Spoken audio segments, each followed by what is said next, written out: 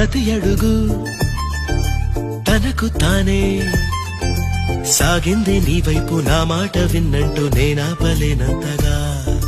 భయపడకు అది నిజమే వస్తోంది ఈ మార్పు నీ కోతి చిందుల్ని నాట్యాలుగా మార్చగా నన్నింతగా మార్చేందుకు నీకెవ్వరిచ్చారు హక్కు నీ ప్రేమనే ప్రశ్నించుకో ఆ నింద నాకెందుకు